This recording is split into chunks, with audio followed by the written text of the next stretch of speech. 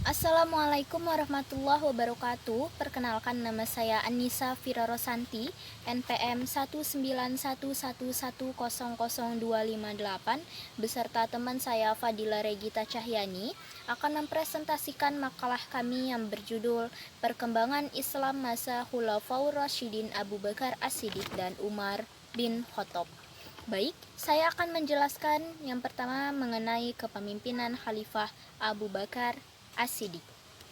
Yang pertama yaitu Biografi Abu Bakar As-Siddiq. Nama asli Khalifah Abu Bakar As-Siddiq yaitu Abdullah ibnu Quhafah At-Tamimi. Ya, beliau bernama pada masa jahiliyah beliau bernama Abdul Ka'bah. Namun ketika masuk Islam, Nabi Muhammad mengganti namanya menjadi Abdullah Abu Bakar. Hal ini lantaran karena beliau merupakan salah satu yang termasuk ke dalam golongan As-Sabiqunal Awwalun. Abu Bakar As-Siddiq lahir di Mekah pada tahun 573 Masehi dan ia mendapatkan gelar As-Siddiq. Hal ini lantaran karena ia merupakan salah satu sahabat yang pada saat itu mempercayai peristiwa Isra Mi'raj. Masa kepemimpinan Khalifah Abu Bakar As-Siddiq terbilang cukup singkat, yaitu terjadi pada tahun 632 Masehi sampai dengan tahun 634 Masehi. Khalifah Abu Bakar As-Siddiq wafat pada bulan Jumadil Akhir tahun 13 Hijriah atau bertepatan dengan tanggal 22 Agustus tahun 634 Masehi. Ayahnya bernama Utsman yang pada saat itu masyhur dengan julukan Abu Quhafah. Sedangkan ibunya bernama Salmah yang pada saat itu juga masyhur dengan julukan Ummul Khair. Beberapa sifat Abu Bakar As-Siddiq yaitu jujur, ramah, dermawan. Hal ini ditunjukkan ketika terjadi beliau membeli salah satu budak hamba sahaya yaitu Bilal bin Rabah yang pada saat itu mengalami penganiayaan dari majikannya yaitu Umayyah.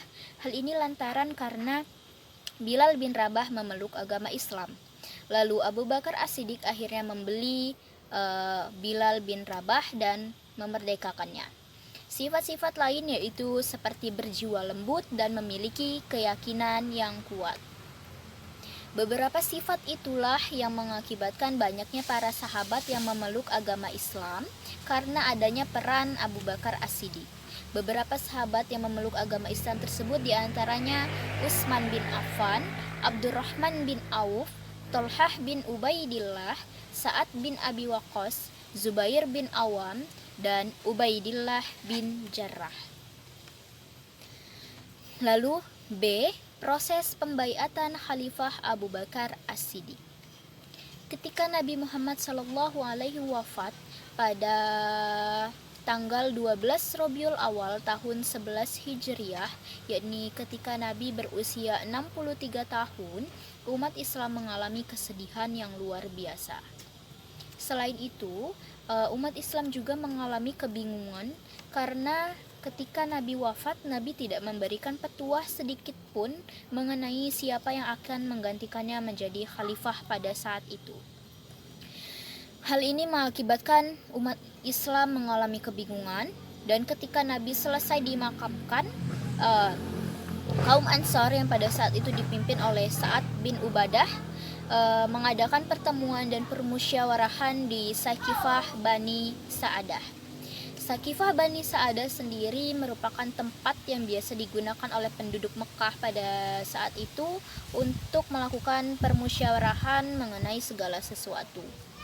Kaum Ansar pada saat itu berkumpul di Sakifah Bani Sa'idah dan mereka beranggapan bahwa merekalah yang lebih berhak untuk untuk menggantikan posisi Khalifah Khulafaur Rasyidin.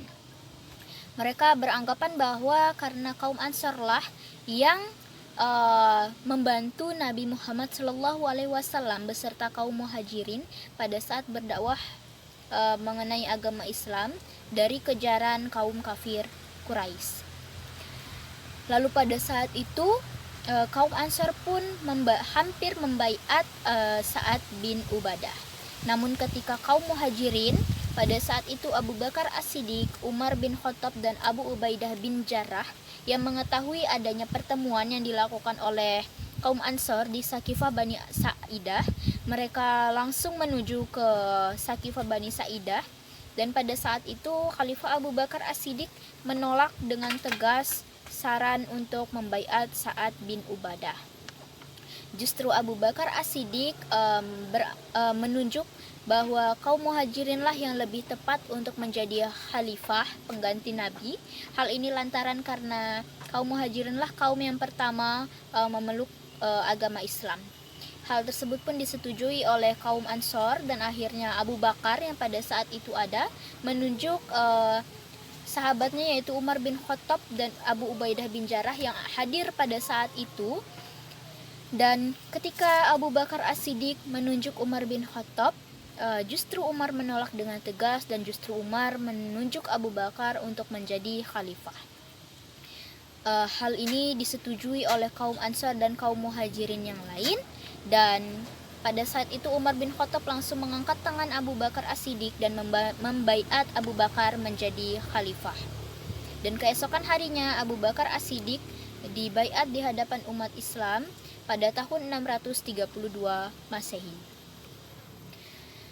Prestasi Khalifah Abu Bakar As-Siddiq.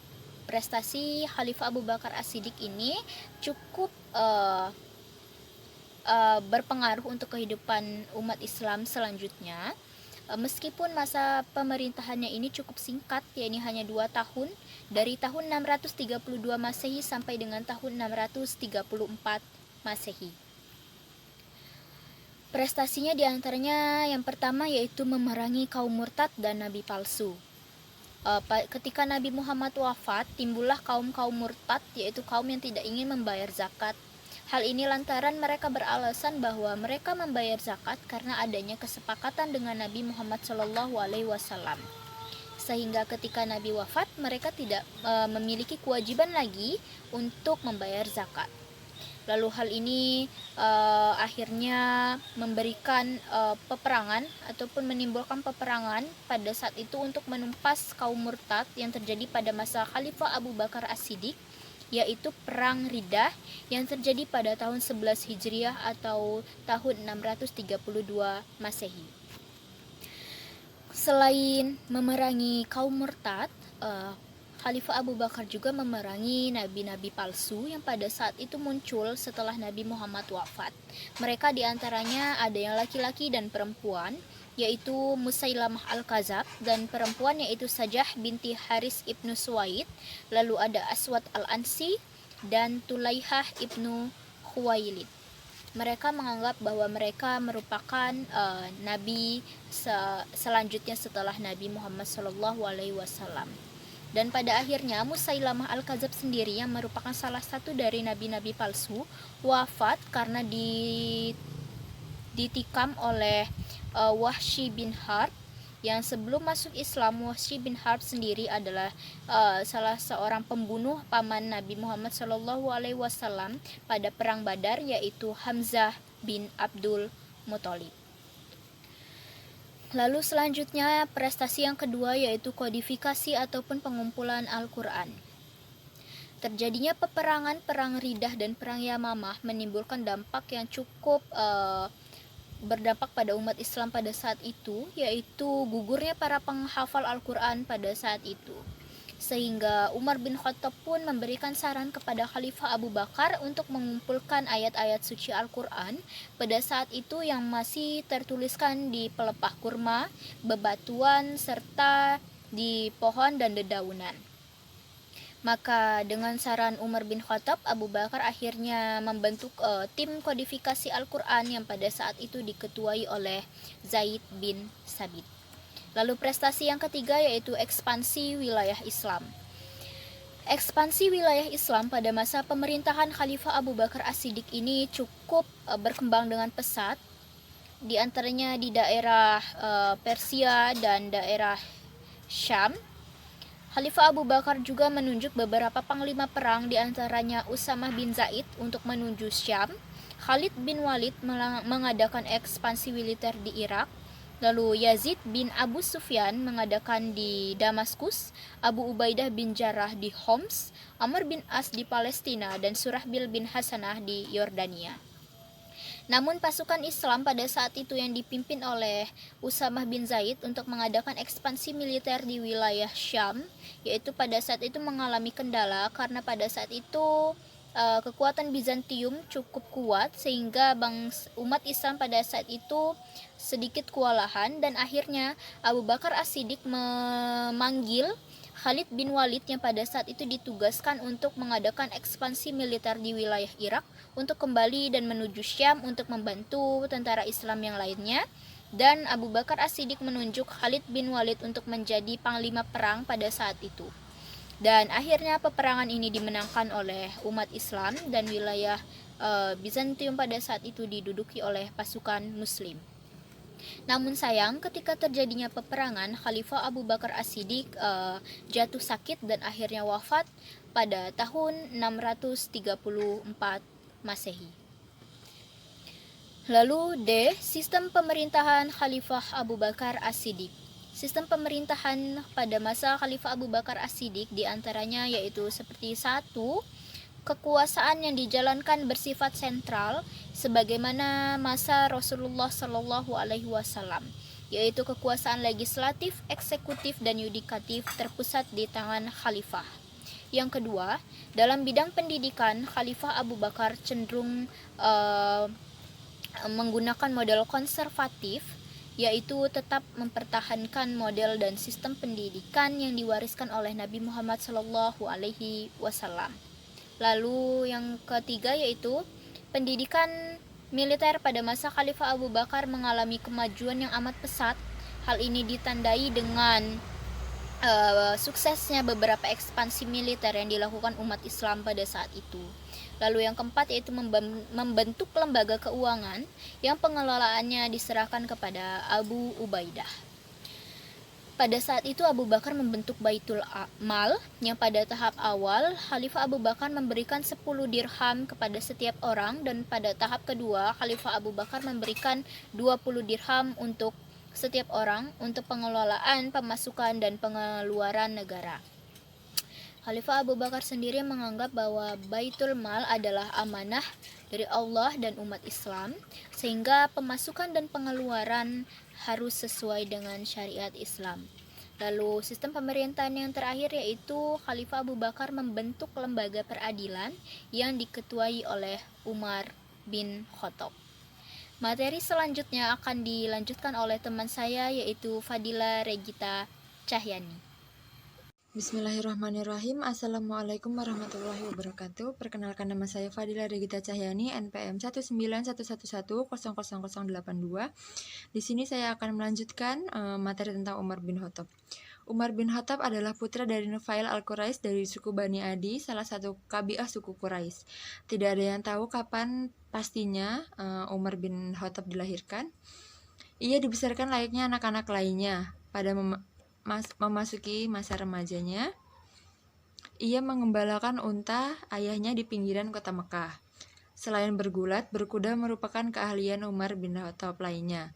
Secara fisik, tubuh Umar kekar, kulitnya putih kemerah-merahan, kumisnya tebal, layaknya pemuda jahiliyah. Umar akrab dengan minuman keras dan perempuan. Selain itu, Umar sangat gigih dalam membela agama nenek moyangnya. Tidak akan ia biarkan seorang pun mengusik agama nenek moyangnya.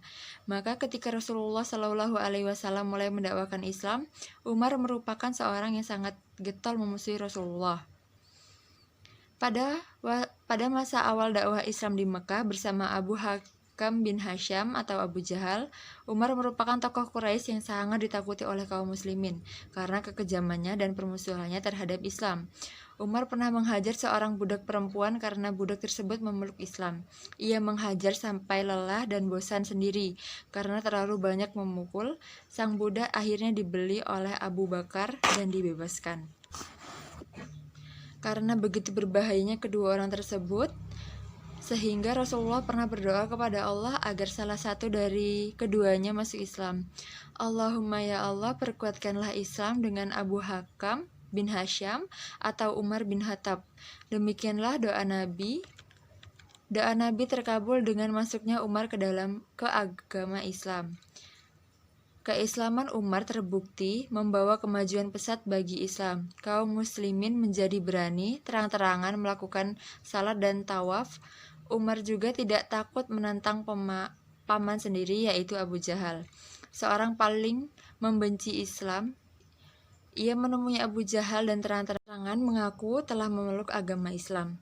Karena ketegasannya itu, Umar mendapat julukan Al-Faruq, yaitu pembeda antara yang baik dengan yang buruk. Ketika Nabi memutuskan untuk hijrah ke Yastrib, Umar bersama kaum muhajirin lainnya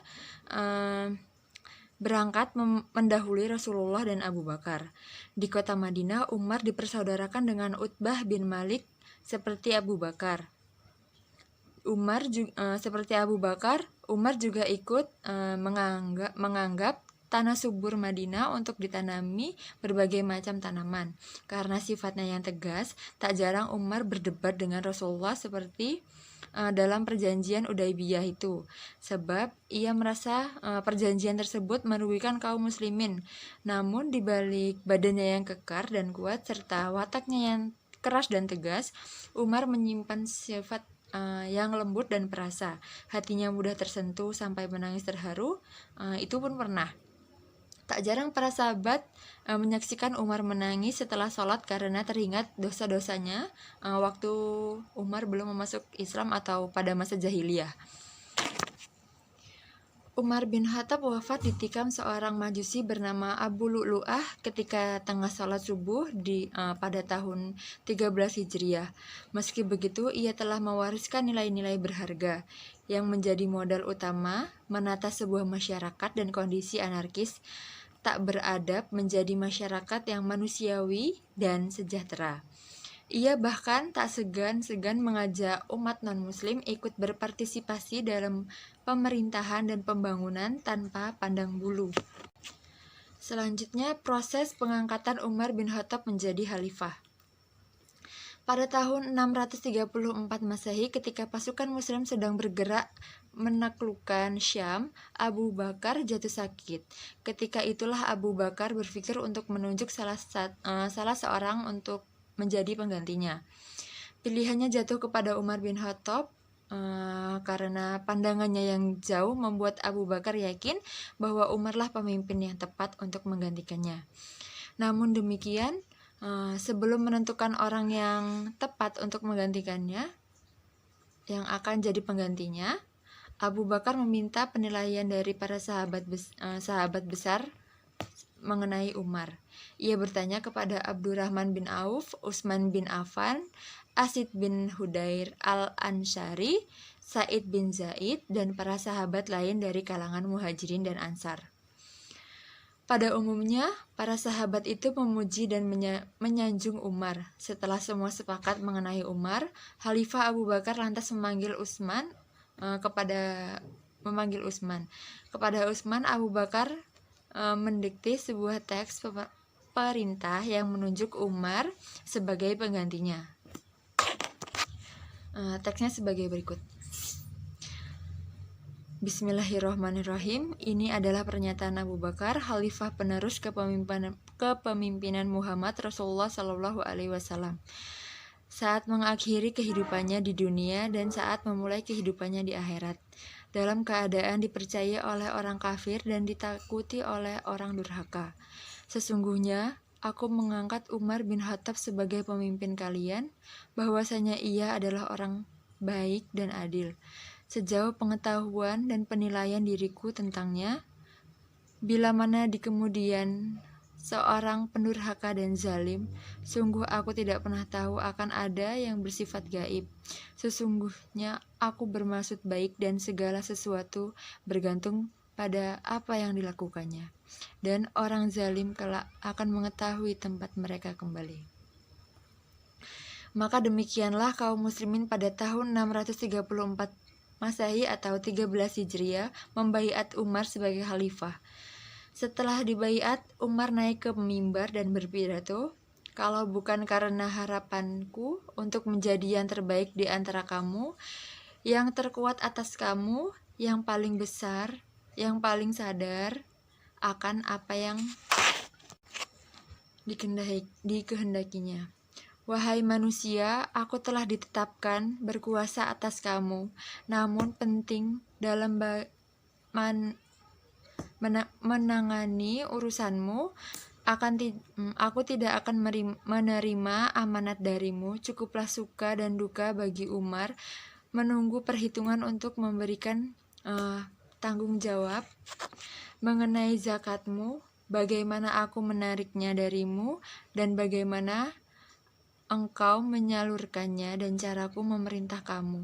Bagaimana aku harus memerintah, ya Tuhanku yang menjadi penolongku, karena Umar tidak akan dapat menyadarkan pada kekuasaan ataupun strategi yang cerdas, kecuali jika Tuhan mempercepat rahmat, pertolongan, dan dukungan kepada orang-orang yang didukungnya.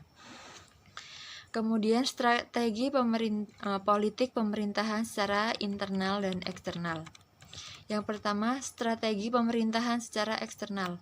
Khalifah Umar bin Khattab melanjutkan perluasan dan pengembangan wilayah Islam ke Persia yang telah dimulai sejak masa Khalifah Abu Bakar.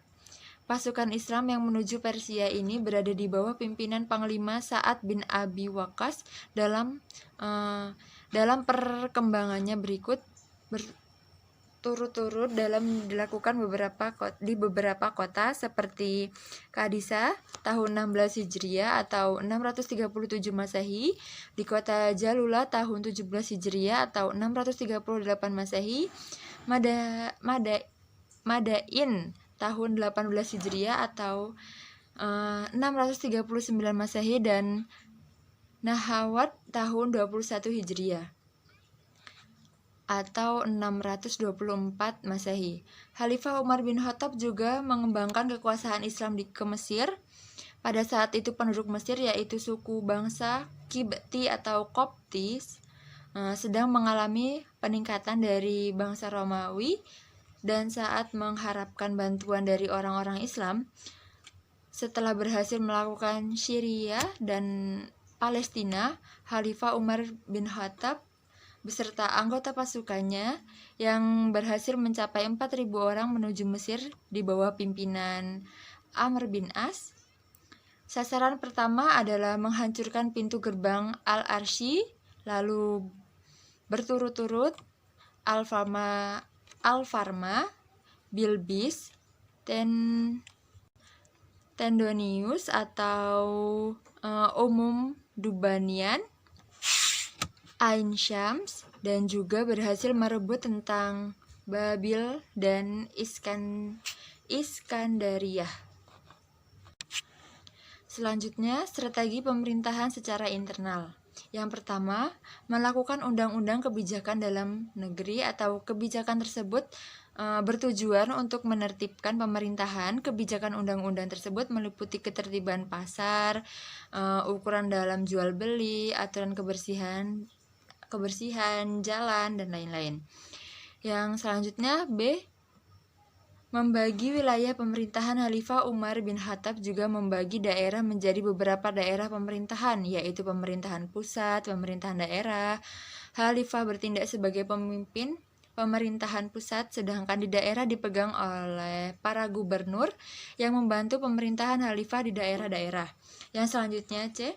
Kebijakan politis dan administratif. Beberapa kebijakan Umar bin Khattab yang berkaitan dengan urusan politik dan administrasi antara lain ekspansi dan penaklukan ke wilayah lain, desentralisasi administrasi, pembangunan fasilitas-fasilitas umum seperti masjid, jalan, dan bendungan.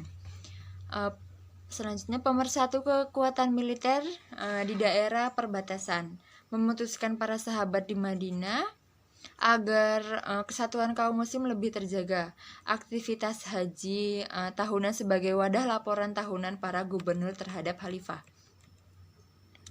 Membangun kota Kauf dan Basrah.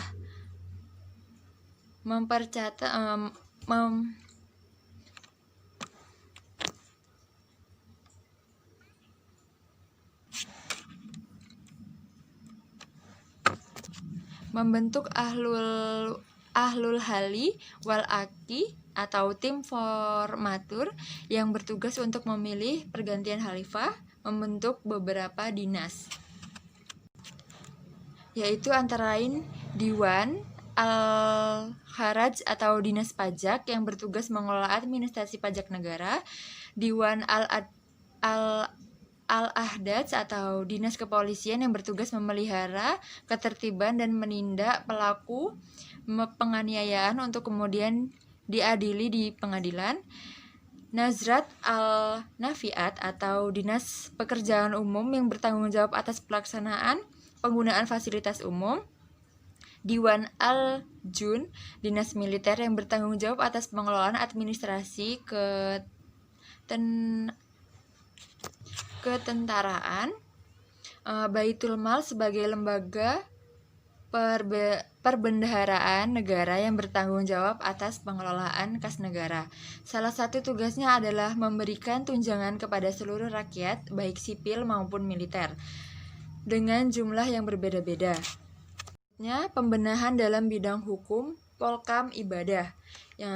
Di bidang hukum, Umar melakukan pembenahan peradilan Islam. Dialah orang pertama yang meletakkan prinsip-prinsip keadilan dengan menyusun sebuah risalah yang dikirimkan kepada Abu Musa al-Asy'ari. Risalah itu kemudian disebut Dustur Umar, Konstitusi Umar, atau Risalah Al-Qada atau Surat Peradilan untuk meningkatkan mekanisme pemerintahan di daerahnya. Umar menanggapi gubernurnya dengan beberapa staf seperti sekretaris kepala, sekretaris militer, penjabat pekerjaan, pejabat kepolisian, keuangan, dan hakim secara pejabat jabatan keagamaan. Selain itu, ia juga mengeluarkan undang-undang kebijakan dalam negeri. Selanjutnya di bidang ibadah, Umar menetapkan kalender Islam. Salah satu jasa prestasi besar Khalifah Umar bin Khattab bagi Islam sedunia adalah menetapkan penanggalan Hijriah atau kalender Islam. Hal ini dilakukan pada bulan Rabiul Awal 16 Hijriah. Penentuan penanggalan Hijriah ini atas usulan Ali bin Abi Thalib yang disetujui oleh Khalifah Umar bin Khattab dalam musyawarahnya. Penempatan awal kalender Islam ini, sebuah tokoh pada waktu itu sepakat bahwa peristiwa hijrahnya Nabi Muhammad SAW dari Mekah ke Yatsrib atau Madinah dijadikan titik awal kalender Islam. Hal itu disebabkan karena Hijriah telah membawa dampak besar terhadap pesatnya perkembangan Islam. Selanjutnya yang terakhir, bidang Polkam. Pada masa Khalifah Umar bin Khattab, kondisi politik Islam dalam keadaan stabil. Usaha perluasan wilayah Islam memperoleh hasil yang gemerlang karena perluasan daerah terjadi dengan cepat. Umar bin Khattab segera mengatur administrasi negara dengan mencontoh administrasi yang sudah berkembang terutama di Persia. Perluasan wilayah Islam ke Persia sudah dilakukan pada masa Khalifah Abu Bakar dan dilanjutkan pada masa Khalifah Umar bin Khattab. Pada masa pemerintahan Khalifah Umar bin Khattab, gelombang ekspektasi atau perluasan daerah kekuasaan pertama terjadi di ibu kota Syria, Damkus. Kota ini jatuh pada